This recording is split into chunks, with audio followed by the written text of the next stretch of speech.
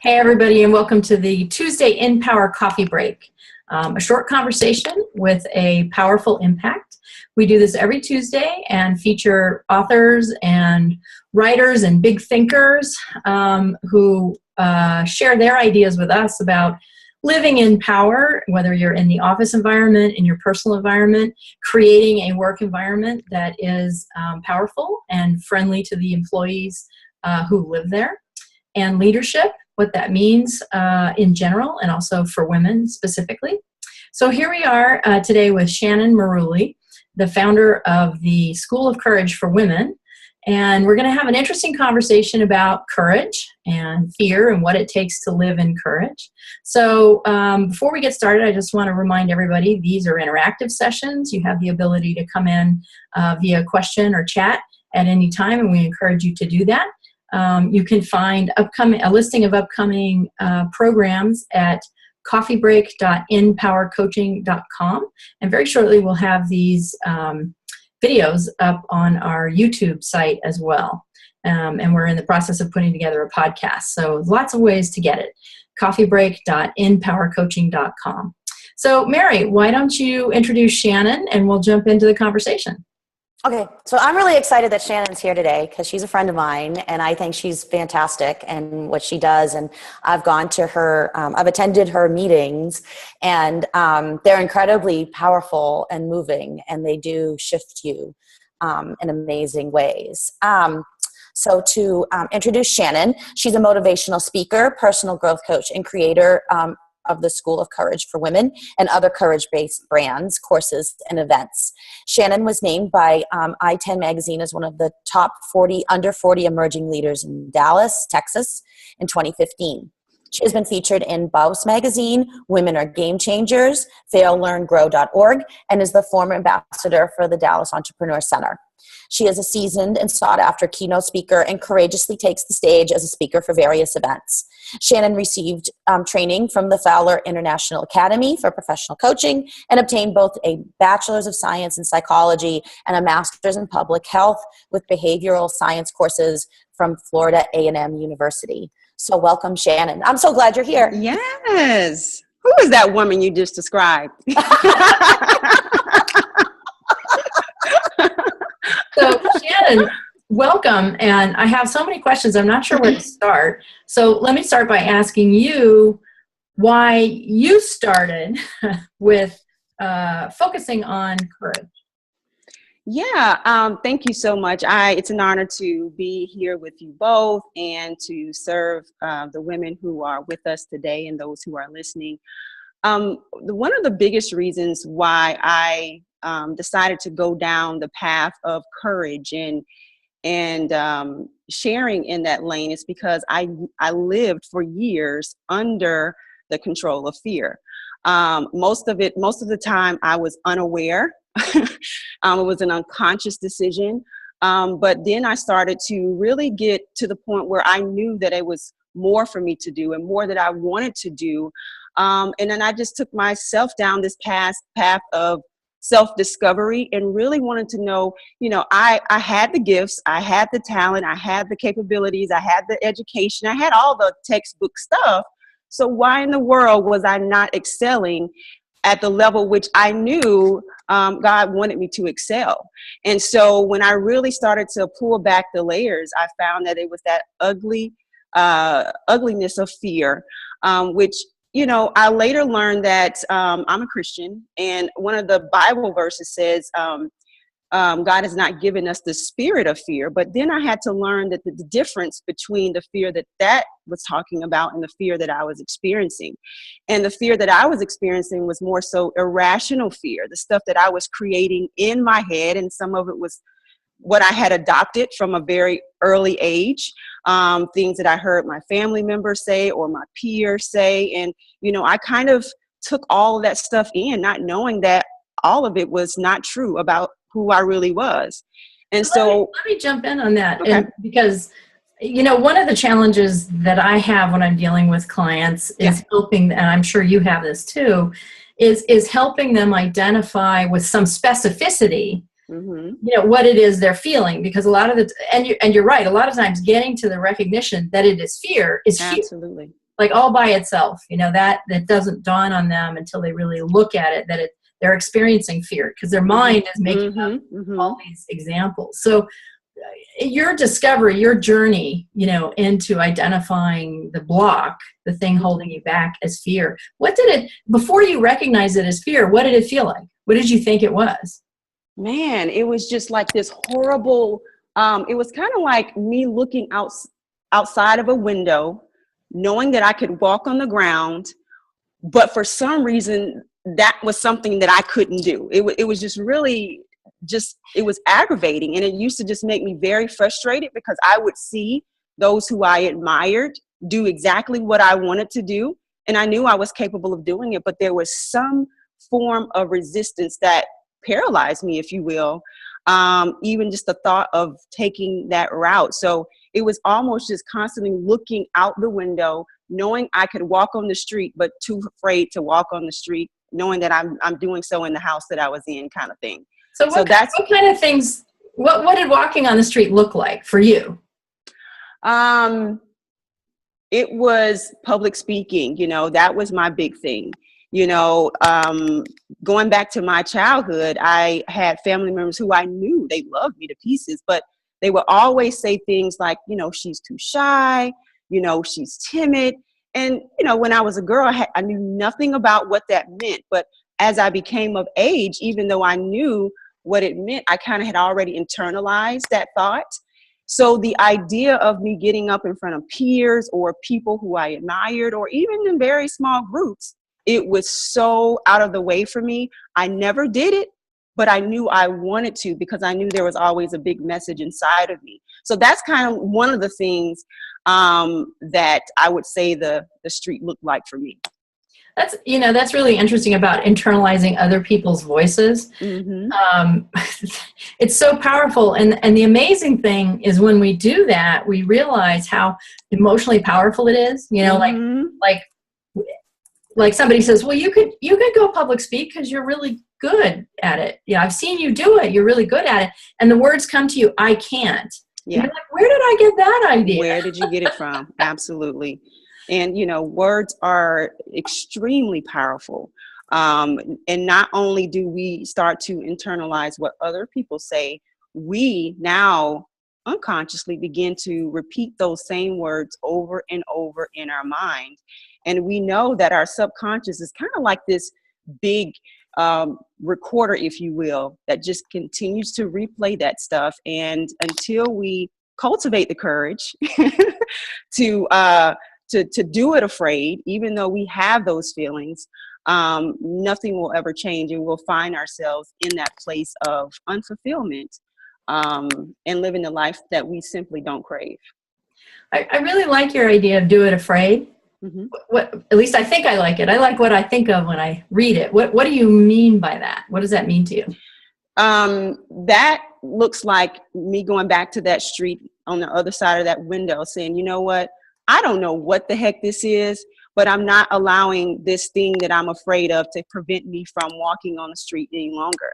It's not really giving a lot of thought to it. It's not waiting for the perfect explanation. It's not waiting for someone to validate you. It's not waiting for the timing to be right. It's not waiting for the perfection to show up and deliver when you need to deliver. It's saying, you know what? I feel these feelings of fear and anxiety and overwhelm, but I'm going to do it afraid anyway. And once you make that decision, I believe that's when the shift actually begins to happen. You're not giving yourself permission to talk yourself out of it anymore. And you're doing it from a place of, I just believe, where you're not really thinking about you so much. You're thinking about the people. You're thinking about the family, your whoever that may be, who's waiting for your gift and your message or your solution or your product or whatever that thing is. So it's not, you just go for it. You're not going to sit back and wait. You just get on the street and you start walking. I really like that for a couple of reasons, because I think do it afraid kind of describes what courage is. Yeah, it is. You've read courage isn't not being afraid. Courage is doing it anyway, even though you're experiencing the fear. And one of the things that strikes me is, and when you read, as you probably have also, the research about girls and boys and how they're acculturated differently. Yes. Boys are encouraged by their parents to act in the face of fear. Absolutely. To like, get up and do it anyway, so what, you mm-hmm. got swatted down, and girls are like, no, come on, sorry, don't go so far away. Absolutely. They're not encouraged to experience that feeling of courage, really. And it's unconscious in most of the parents. I'm not blaming parents. But the point is that we as women often didn't have that experience positively reinforced for us, so that inner voice didn't get to learn what courage felt like. And so when we grow up and want to do it, it's even more frightening, I think. Dana, I'm so happy you actually brought that up. I've been asked a lot why. One of the reasons why I started School of Courage for Women is for that particular reason. When I think about the men that I guess I've learned from and I've watched over the years, I look at how they see they have an idea and they just take action. And I believe as society, we see that and we're conditioned to believe, because we see the men taking action, even though the plan is not perfect, even though they don't have all the pieces to the puzzle, they take action anyway. And even though they may be afraid, whereas the women, we kind of see the women, we're smart, we're capable to do it, but we sit and we have to plan it out. We have to have everything perfect. And that's what we women have been conditioned to do. So of course, when it comes to men taking the leadership role or being, asked to participate on big projects, of course, they're going to get asked first, because society has been conditioned to seeing men in those roles. Whereas women, they know that we're capable, but we don't see it enough. And so with the School of Courage for Women, my goal is to shift that, to encourage women to cultivate their courage. And even though you are afraid to do it anyway, because I believe when one woman decides to do that, she stands up for a majority. When I think of Hillary Clinton, even if she does not win the presidency, the fact that she is where she is by of course, her experience, but on the other hand, it's courage. And even though I don't anticipate running for the presidency, I now feel, because of her courage, that I can go out and be bold and be big and do the things that I know that I'm here to do and how I'm supposed to serve the world. So I think just, the School of Courage is wanting to create that ripple effect so we can see more women. And that way, society will be more, willing to embrace women in the leadership roles, or in the fact that, I'm going to give her a chance because I see more women like her stepping up to share their brilliance and greatness with the world, just as a man would do. Yeah, I think you're absolutely right. And I feel the same way about Hillary Clinton. I think that, she's helping us see what a female president could look like in our political system. People are like, oh, other countries have done that for years. It's like, well, they have a completely different kind of political system. It's completely different. And in ours, it is huge that it's gotten this far. And I give her so much credit for putting up with the crap she's had to put Absolutely. It's kind of ridiculous. It is. Let's stop that conversation right now, but because we could go on and on and on about it. I have another question about fear, but before I do that, I'm interested, Mary, in your experience. You mentioned that you felt a shift, like in Shannon's workshops, and I think it'd be great for you to talk about, what does that shift feel like? Like when you're experiencing the opportunity to go inside, guided by the kind of things that Shannon's talking about. What does it feel like when you feel that shift? Because you start off, I think, you, even if you think you don't have a ton of fear, because Shannon knows this, I kind of run like a lemming and just jump off cliffs, right? But there's still fear that happens. It might be a little more hidden, but when you actually face it and you go, why am I not doing this? Right? Like, or why am I procrastinating? I'm a queen procrastinator. Why am I procrastinating? And it does come down to fear a lot of times. Like, what is holding you back? And then when you start realizing like what it is, that's, and you start to realize like the underlying issue. Like in this case, it was finishing up my beta course and calling it done, right? So I'm facing like the perfectionism, like just get it done, get a draft out, see what people think, right? And just get some feedback. And then the worth, right? Like, because you're charging for it, right? What's the worth aspect? And this is worth something, right? And that was the other thing I also had to build the bridge, like, because I think, oh, everybody knows this. No, they don't. That's why I'm doing a course. That's why people like it. With the feedback, that was, it was more, I have to re-record it, but it was also just to get it there. So I think that was the shift that, you do have to just kind of jump in and make it happen. Was the shift, did it feel like all of a sudden you were giving yourself permission to act? Yeah. And then also start to look at like, why am I doing it? Like, why am I holding myself back? And like, oh, that's silly. Like when you start to really look at it, like that's silly. Like that's silly. Why am I doing that? Well, like, why am I not moving forward? That often happens when you ask yourself, what's the worst that could happen? Right. And you've been thinking that there's some worst thing out there that's really is terrible. And when you stop and actually answer that question, you realize it's not that bad. Right. I can just walk down the street. It's okay. Yeah, exactly. Someone might see me, Being seen is one of the scariest things, that I think we confront a lot of the time. But, again, what's the worst that could happen if you're seen? Oh, that person doesn't like me for a reason I don't care about. Oh, I know these people like me. I know these people will approve. And actually, I think that when it comes to women, my experience both personally and with dealing with women is that one of the biggest things we're afraid of is being disapproved of, And that comes in so many forms, including, Mary, what if nobody buys my stuff?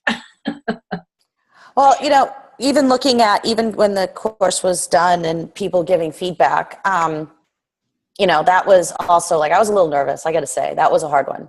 It's like having it go out there, getting the feedback but the good thing was in the end, like the feedback was good. It wasn't bad. Yeah. And I think, go ahead, Shannon. I just wanted to add to that. I remember reading in, and I think Mary and I have actually discussed this book a little bit by Elizabeth Gilbert, Big Magic. One of the things that she says about her work, which it totally gave me a breakthrough, was that, she's not responsible her responsibility is just to write, and to create the work and the words and all of that. And once that's done, she releases it out into the world. It's no longer her responsibility. So who likes it, who disapproves it, who loves it, who hates it, who internalizes it, it's not her responsibility anymore. And I think for me and my somewhat creative mind and how I want to deliver my message, for so long, I lived in this bubble where I did what was expected. And everybody loved my way I delivered their expected, the expected way. But when I decided to do it a different way, I was like, oh my God, will they like it? But once I read that and heard that, I just put out content, just put it out. And it's so freeing. And it's such liberating to know that I'm not responsible after it's released. I'm only responsible for doing the work that, the creator wants me to do, or wants us to do rather. That's such an important concept for a variety of reasons. And I think that the biggest one that I experienced personally, I had a similar aha. And it was sort of like when you do that, you're actually being respectful of other people's journeys, right? Because if we think it's up to us to fix other people with whatever we're doing, or it's up to us to make all the impact ourselves, well, that's too high a standard. I mean, none of us can do that. Yeah, absolutely. Other people have to take action and make it theirs and buy in and, do their own thing. And as a coach, like if the people don't do the work, you can have the most brilliant insights and nothing's going to happen. And so when you're very conscious about giving it to other people to let them use it the way they can use it, exactly, it is freeing for us as the creators, but it's also empowering for them to not pressure them to in all ways, right? Yeah. So Shannon, I want to get your opinion on something, because it's something that I noodle on a lot and try to decide, is this just angels on the head of a pin, or is there a meaningful distinction here? And it comes from, some people, what are you afraid of? I'm not afraid of anything. The word fear is very powerful, and the feeling of fear is very powerful. Sometimes people don't recognize fear. They recognize anxiety. Mm-hmm. They recognize these other feelings and resistance if they know the word. And many people are not familiar with the word.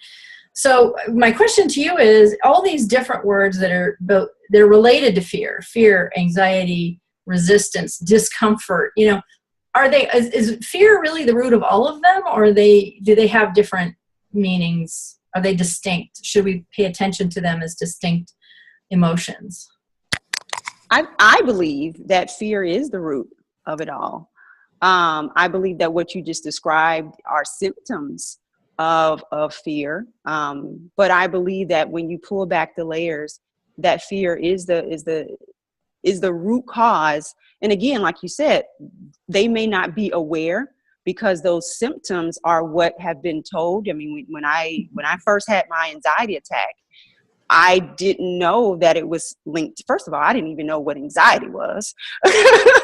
But even the reason why I was having the anxiety was because of the fear of failing, the fear of not being this person that people expected me to be. So I was putting all this pressure on myself out of fear, not out of really wanting to serve the people. It was more so, I got to do this, because if I don't, then I'm not going to be great anymore in their eyes. So I think just not understanding where the anxiety is coming from is where using all these terms, or overwhelm, or whatever the word is. But I think at the end of the day, it's still linked to some cause, or something linked to fear-based, something that they've learned, or a thought that they've adopted along the way.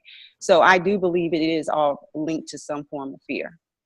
I would agree with you. And I think that when you take the time to really examine what the most intense emotion is underneath it, because so many times we cover it up, we come up with stories. We're like, it's so, that fear is so intense, I'm frightened of it. It is so intense. Yeah. So I rationalize it. I talk about why it's not important. I talk about why it is important. Other people have told me I can't do this, blah, blah, blah.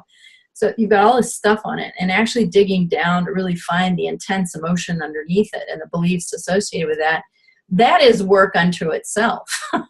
And I think even in my, I guess, age group or whatever, and I hate the word boss up and all this kind of stuff, but I shouldn't say hate, because that's a strong word, but we are told to go the extra mile, which is fine. But Brene Brown kind of talked a little bit about exhausting ourselves to the point of we just are walking zombies. That's how a lot of us are taught. If you're not going hard and you're not getting sick along the way and exhausting yourself, then you're not seen as somebody that is really doing good work, And so I think, again, that is linked to a form of fear that we develop. If I'm not, laid out sick and full of anxiety and worried and stressed out and broke and, all this stuff, then I'm not really taking my work serious. And again, that puts all this undue pressure, and it can also prevent people from actually starting, because, they come from a world where if you're coming from corporate, you may work hard, but gosh, do I have to really go into this place of destitute where I'm, no longer hanging out with friends and family, and I'm just, all this stuff that sometimes comes with, entrepreneurship, but it doesn't have to be that way. But fear is I believe, again, the root cause of a lot of that. Yeah, and you know what? You just said something I think really important, which is it looks different for different people at different times. Right. Like that stress response. If you're in a corporate job, like if I'm not sitting at my desk 12 hours a day, they don't think I'm really working. Exactly. And if you're an entrepreneur, it's sort of like, if I'm not making $1 million, then I'm not being successful, and all kinds of gradations in between. And it really does require us to be centered enough to stop and say, well, wait a minute, where, it's not even what's rational, what isn't. It's more like, well, what is driving me to this the thing that is unhealthy? Mm-hmm. Because if you're an entrepreneur, you do need to make money. You know, if you're working in a corporate environment, you do need to show up sometimes. Right. But you know, the line's just not that clear, and being able to draw your own line requires that you be clear on what your motivations are. Yeah. So, just in wrapping up, what would you recommend to the woman who is kind of on the brink of being ready to take this step, but just hasn't quite gotten there, is not ready to do it afraid yet? What advice do you give to help her get there? I would say,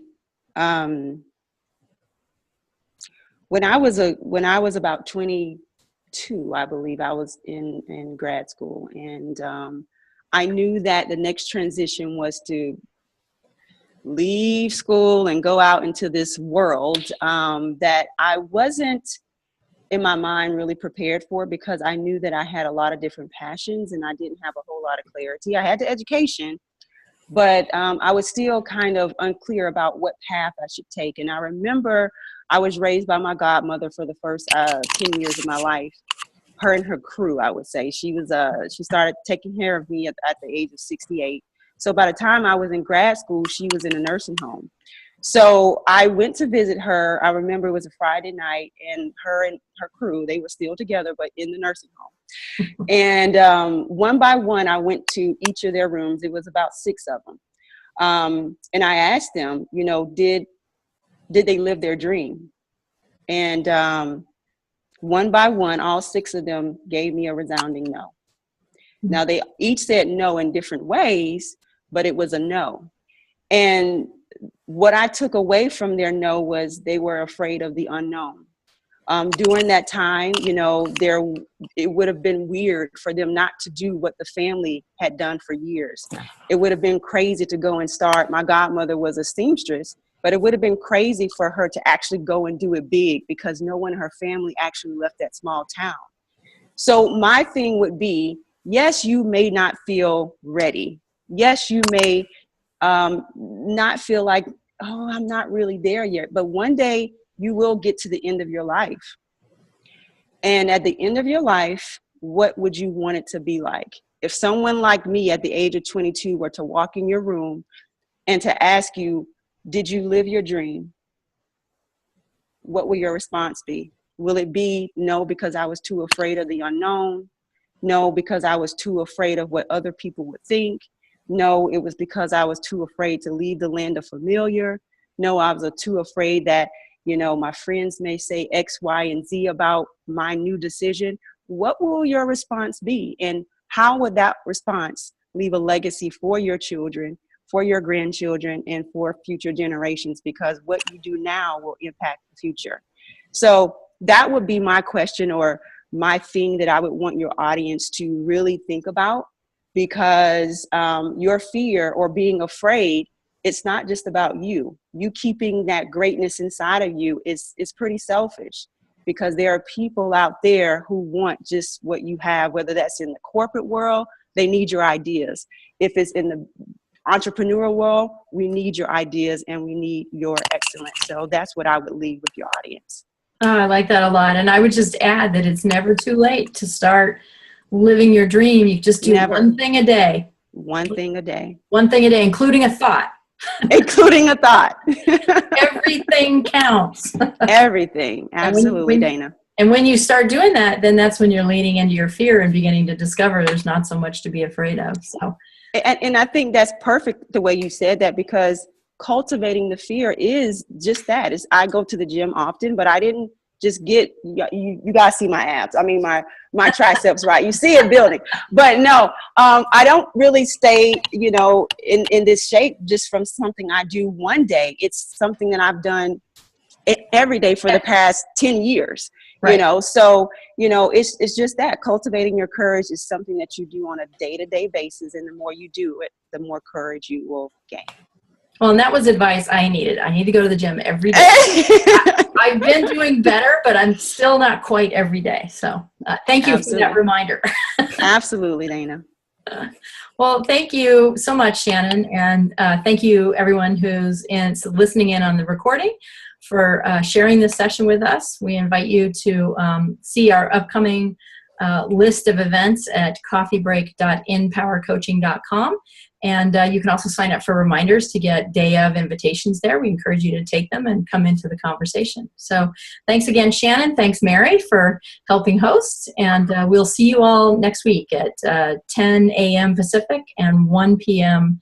Eastern on Pacific time for our next coffee break next Tuesday. Take care, everybody. Bye. Thank you.